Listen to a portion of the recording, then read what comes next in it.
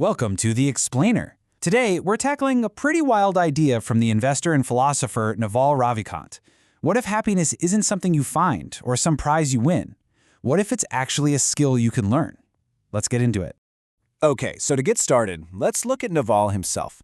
Before all his success, if you asked him to rate his own happiness on a scale from 1 to 10, he'd give himself a 2, a miserable 2 out of 10. He was basically living in a state of constant anxiety.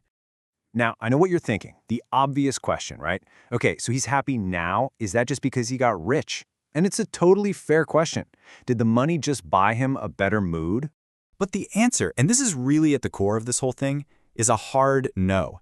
He argues that his transformation from that 2 out of 10 all the way up to a 9 out of 10 had basically nothing to do with money. It came from treating happiness like a skill, something you have to deliberately practice and learn, just like you'd learn to code or, play the guitar. So here's the plan for today. First, we're going to redefine what happiness even is. Then we'll dig into this idea of the desire contract.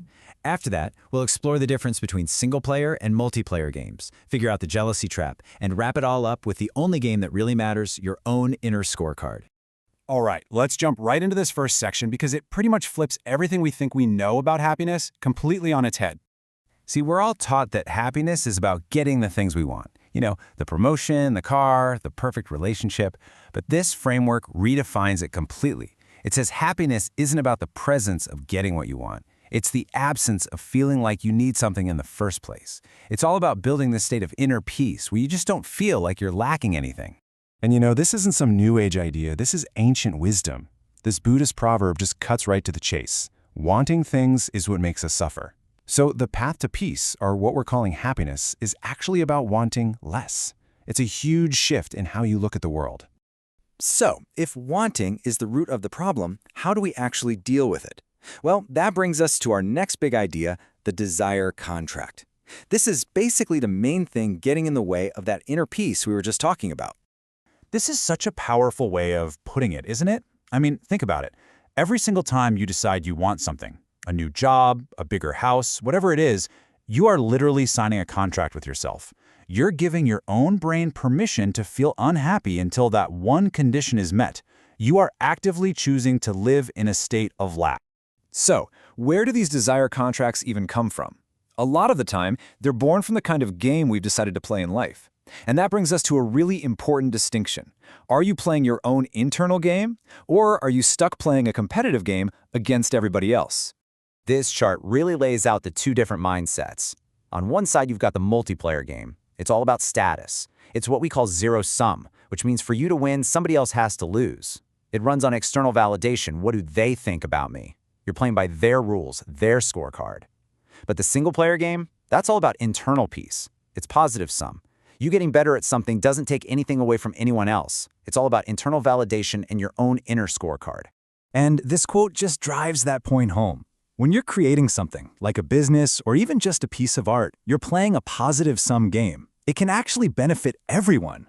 But when you're just chasing status, who's got the fancier title, the bigger house, you're playing an ancient zero-sum game. And in that game, conflict is basically the whole point. And here's the dangerous part. When you play these multiplayer status games, it's almost inevitable that you're going to fall into one of the most destructive, unhappy traps of all. You start comparing, and that leads you straight into jealousy. So, how do you escape that trap? Well, here is a simple but incredibly powerful little mental tool. The next time you feel that little pang of jealousy for someone, ask yourself this question. Would you be willing to trade your entire life with theirs? And here's the catch. It's an all-or-nothing deal. You don't get to just cherry-pick their success or their money or their great hair. Nope.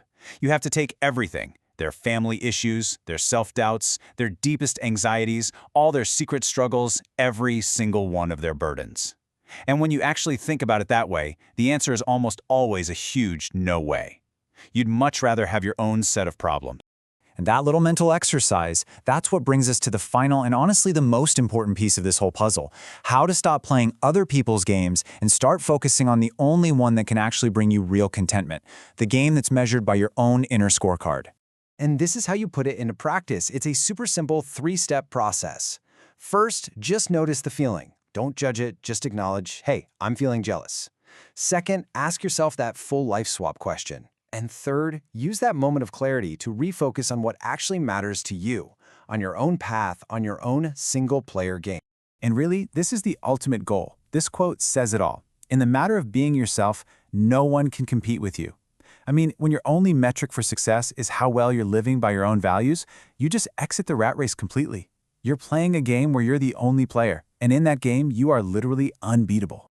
So we'll leave you with a challenge, something that brings this whole idea down to one single action. This isn't about reaching some grand state of enlightenment overnight. It's about building a skill, remember? So what is one desire, one of those I'll be happy when contracts, that you can just decide to tear up right now to be just a little bit more at peace today?